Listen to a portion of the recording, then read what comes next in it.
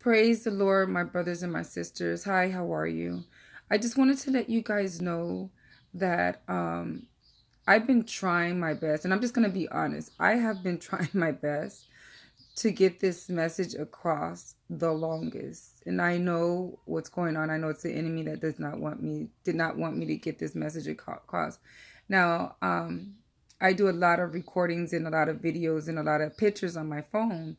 And I was trying to get this message across about the dream that God showed me. Okay. Now, one thing about my relationship with God is that He happens to wake me up at 3 o'clock in the morning, and I call them my dates with my Father. I call them my dates, and they're so amazing because He reveals so much to me. I can see things that He allows me to see, and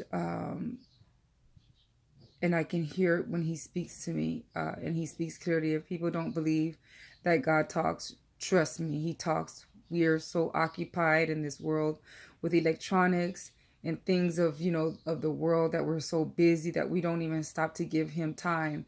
And we don't even pay, a lot of times we don't even want to pay attention to the messages that He delivers to us. But I'm telling you, God is so amazing. He is so amazing. And I'm on fire for my Father. I am so on fire for Him. His presence is so amazing.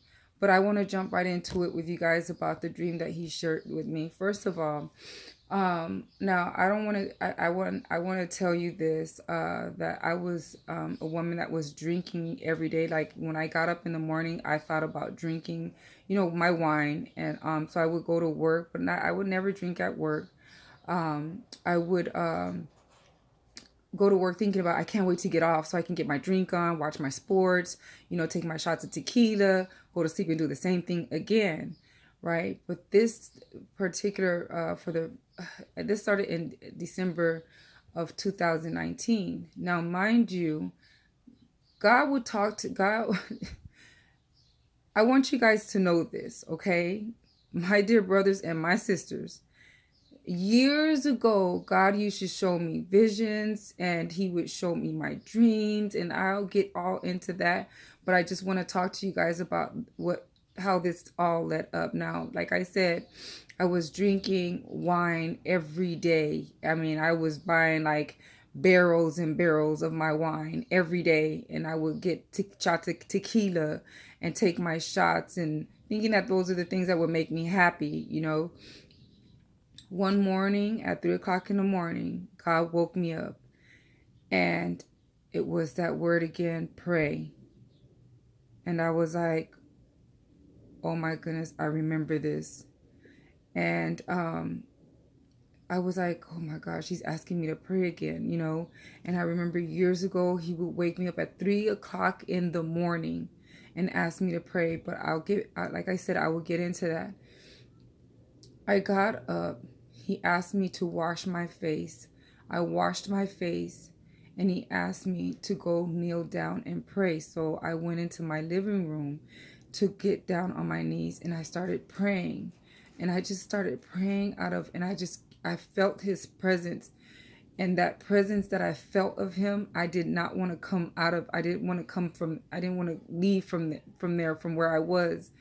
So now, mind you, I'm a woman that loves to eat meat. Like I'm talking about carne asada. There was a specific place that I would go to, and I would get my steak tacos, steak burritos every day. But God led me to do the 21-day Daniel fast. And so I'm like, okay, Father, if you want me to do this fast, you'll make sure I have everything that I need to do this fast. That meant no drinking alcohol, no sweets. All that it was just only vegetables, fruits, and water. Nothing else, just vegetables, fruits, and water. And I hadn't fasted, I'm talking about years, okay? Years. I was way young when I did my very first fast. But so He led me to do the fast. So on December the 9th, is when my first that was my first day of the Daniel's 21 days fast. So on the second day, I remember in the book of Daniel that Daniel had not Daniel, but the king asked Daniel to interpret the dream that he had with this very tall tree. Now, I know a lot of you already know the story about it, but I had that dream and I saw that very tall tree, and I'm talking about from the ends of the earth, from one end, from the west to the east to the north to the south. Everybody can see this tree. This is in my dream. And the crazy thing about it is that I was crying in my sleep. Like literally when you wake up and you have tears dropping from your face, that was me. And I saw it in my dream, but the thing about it is that I saw the sky open and God tore everything down. Like he like struck the tree and everything at the bottom of it. He like struck everything, and I'm talking about everything was just like destroyed. And like when I saw that dream, I said, oh my goodness, I woke up, my face was so soaking wet with tears because of God showing me that he's coming. And like, we have to get our lives together, and people don't understand it. And everybody thinks that it's a joke, but it's not a joke. It's not a joke. And when he speaks, he speaks clearly. Okay.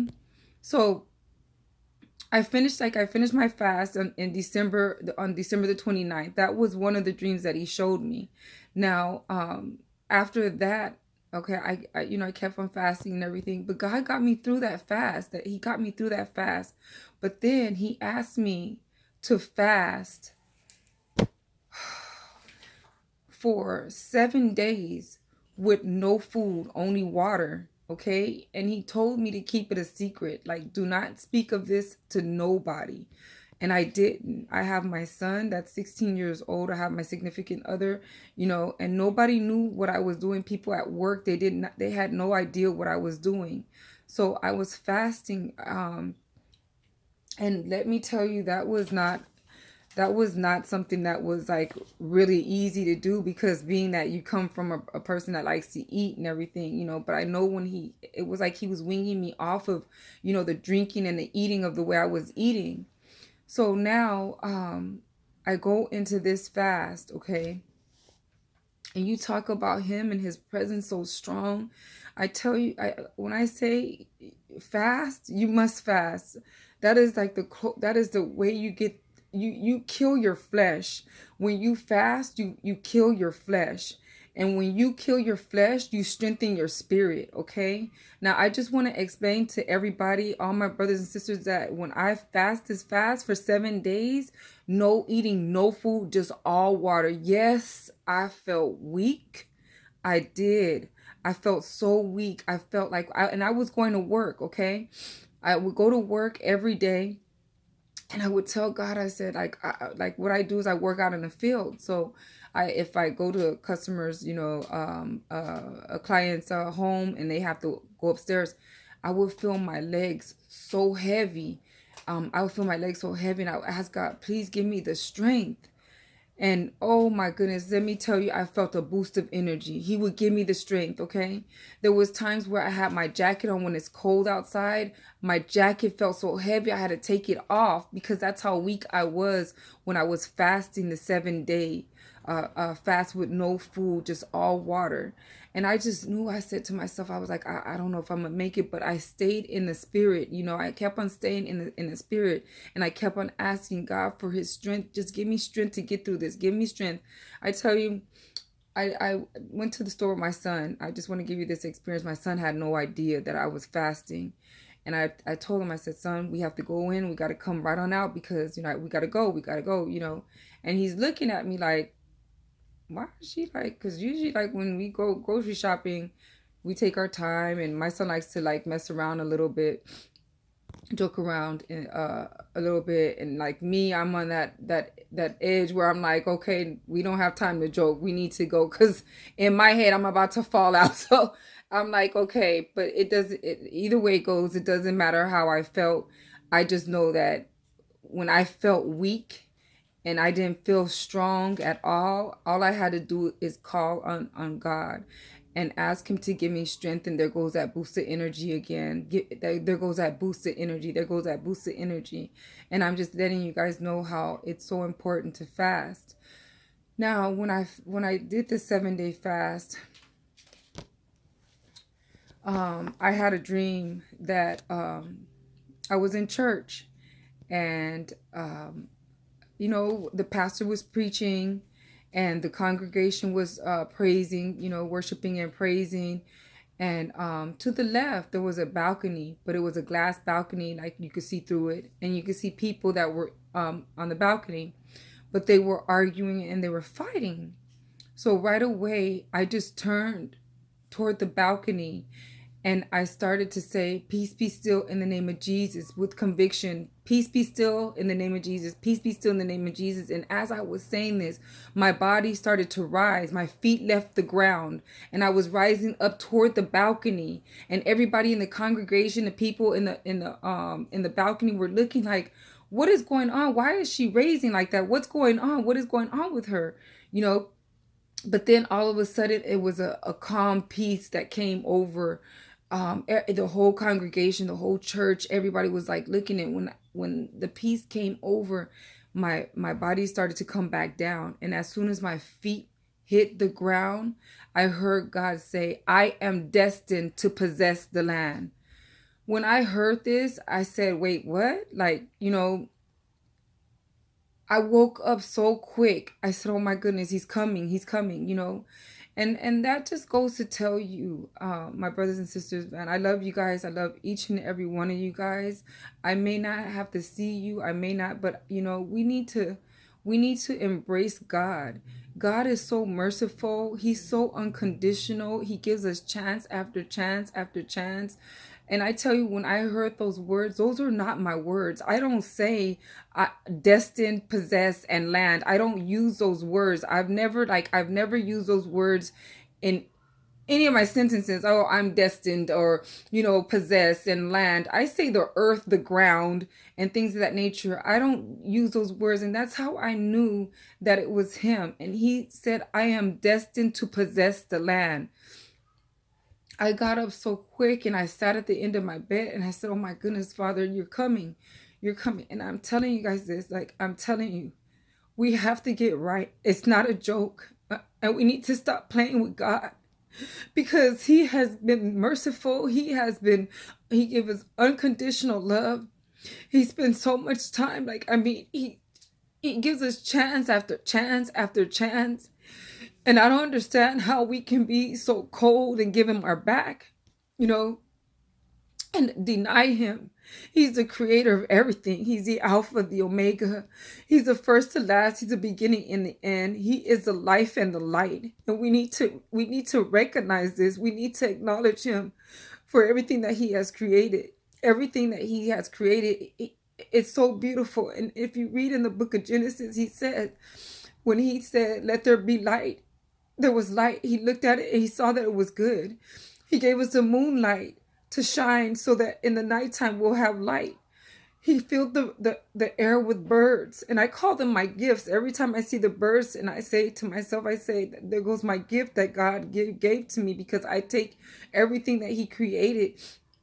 I look at it and it's so beautiful. And he said it was good. He filled the animals, the sea with animals. He looked at it and he said it was good. The earth has animals that are beautiful on the earth. And he looked at it and he said it was good. For everything that he has touched and created, he looked back and said it was good. He created us, man and woman, and he looked at it and he said it was good. Everything is from God. And he said, "I will provide all of your needs. Trust in me." And he didn't say, "I'll provide some of your needs." He said, "I'll provide all of your needs." And I'm telling you, it's so true, because even though that we go through bad times, right? And we always think that, you know what? Oh, well, where's God at? Where's God at? But he's always there. And the way he works to the point where he will make you realize that it's him. You know, when you would think about the times when you have hard times and you wonder, like, how did I get out of this? God would make it where you give him the glory. So I'm telling you, brothers and sisters, my brothers and my precious, beautiful sisters, my handsome, gorgeous brothers, I'm telling you that we need to give God the glory for everything that he has done for us. We need to count our blessings. We need to get on our knees. We need to start worshiping and praising him, glorifying his holy name for everything that he does for us, because it's unconditional. It's not like the enemy. I give and I take.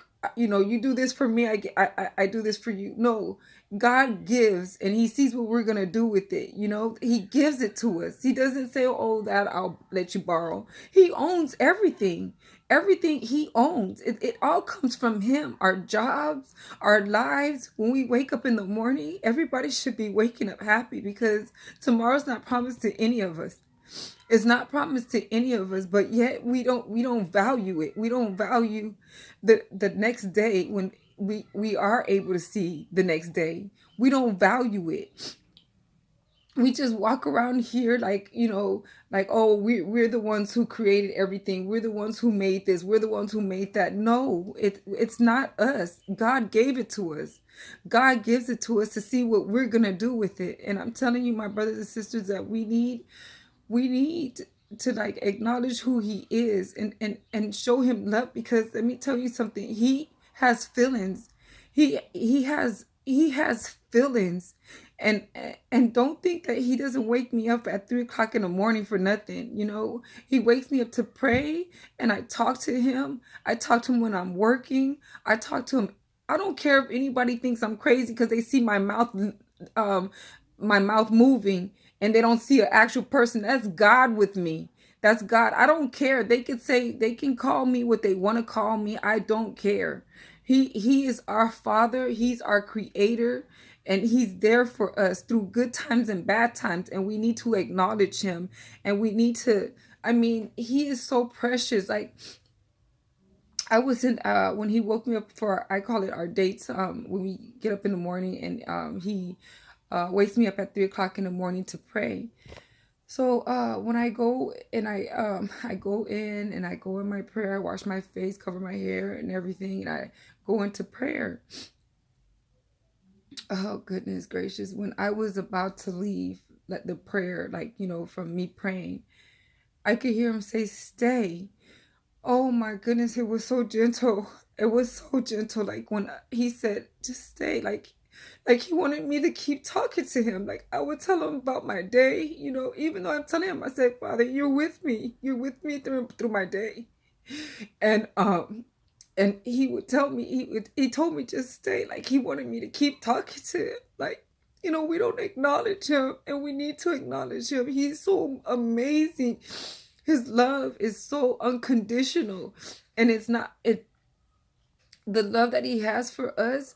You can never feel that love from anybody else. Like you can't, you won't be able to feel. I've never felt that presence that he gives. I've never felt it from anybody. I can't even say I felt it from my mom or my dad, my brothers, my sisters, anybody in my relationship. I have never felt that love like that. Oh, it's so amazing. Like it's from the inside. It's like it's this feeling from the inside, like it, and it goes all over your body. And I just tell you, oh my goodness, it's so amazing. And um we all just need to, like, we all need to pull together, love on one another, and be kind to each other, because that's what he wants from each and every one of us, is just to to be kind to each other, love on each other. um all these evil, like, it's a spiritual warfare, and we constantly run into people that are, sometimes I say they're going through things, but then you have people that are dealing with demons and things of that nature. And none of us are perfect, but the thing is that we need to acknowledge who God is. And I just want to let you guys know that, because it's just so necessary. It's so important.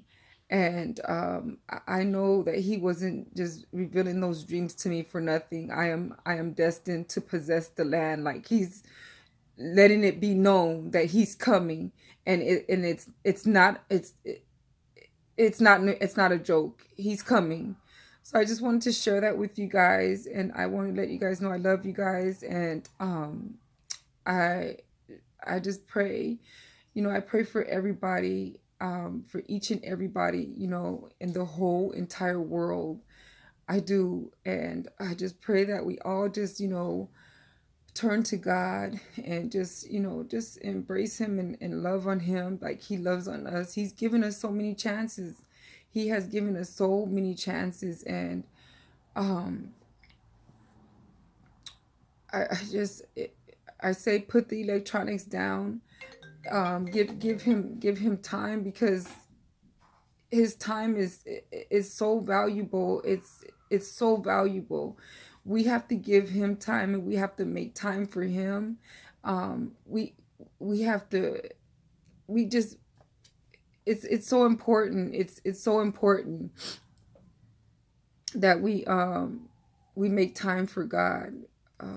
He's constantly knocking at our doors, which is our hearts, saying, let me in. I mean, he honestly, to tell you the truth, he just knocks, and he just waits for us to, he just waits patiently. He does. My goodness. Oh my goodness. My son, he just wrote this to me. He says, know God and be known by God. That's deep. I mean, my son, he fasts on Sundays. He's 16 years old, and I told him the experiences that I would experience, with God. And he's like, Mom, I want to fast. And I told him, I said, you have to be careful, because you play sports at school. And when he wanted to fast for the whole week, for like 7 days, without eating and just water. And I told him, I said, you got to go into prayer about that. You have your own relationship with God. And I said, you have to go into prayer for that, because that's something where God, you and God have to talk about, and God's going to reveal it to you. So just pay attention to the signs that he's going to give to you. And so he came to me, and he's like, Mom, you know what? I'm going to fast on Sundays, and I'll break it at 6 o'clock. And I said, okay, babe, that sounds good, And I'm telling you, God has been revealing things in my son's life. He has been revealing things in my life. I just give him all glory, praise, and worship to him, because he is the Alpha, the Omega, the beginning, the end, the first and the last. There's none like him. He is the light and the life, for everlasting, forevermore. There's none like God, none at all. And when my son says, know God and be known by God, that is so deep for my son to have. He wrote it like, know God and be known by God. We don't want to be, where it's like at the end that God says he doesn't know us. My goodness, I pray about that all the time. Like, God, I pray that I'm pleasing to you. Like, I pray that I am like, that you tell me that, well done, daughter. I'm praying for that day, because I want to be all the time in his presence. Like, everywhere I go, it's like I'm with him, like he's with me. And it's like, I'm like, God, what should we do about this? Or, I'm asking him questions, or what do you think about this? Let it be your will, just open up that relationship with God. Start talking to him. If you don't hear him right then and there, I guarantee you he's gonna send a sign. Whether you turn the TV on and he just something pops up and gives you the answer, where he speaks through another person and gives you the answer. But God, he's going to reveal it to you. Just pay attention. You ask him. He says, we have not because we ask not. Ask and you shall receive. He is not a God of lies. He can't lie. He promises. There's so many promises throughout the whole Bible, of all the promises that he promised us. And you think he's not going to keep those promises? God keeps the promises. He's not a liar. He can't lie. He loves us too much. He wants us to change. He just wants us to, like, I ask him, like, I'm still a work in progress. Trust me. I ask him to change my mind, change my heart, change my soul, change me where I'm pleasing to you. Use me as a vessel. We don't own none of this. All this stuff belongs to him. We can't take it with us when we go. So we don't need to worship it. It's a God. When you worship it, it's considered a God. And God said there would be no God before him. No God before him. Nothing. So why worship it? He said that God that you're worshiping didn't do anything for you. I'm the one who did it. We have to acknowledge him. He's the one who did it. How are you going to just worship an idol? An idol. It has no motion. It has nothing to it. You can make anything an idol. You can make anything a God. But at the end of the day, it's not him. It's not God. And every knee has got to bow. And I'm just going to leave that with you, brothers and sisters. Every knee has got to bow. On that day, we all got to bow, even Satan himself. And God created Satan. So he's not in charge of anything, nothing at all. God is in charge of all. God bless you guys. I love you guys. And just stay faithful to God. And just give it all to God. Give all your troubles, whatever you're going through, give it all to God. He's there. Love you. Bye.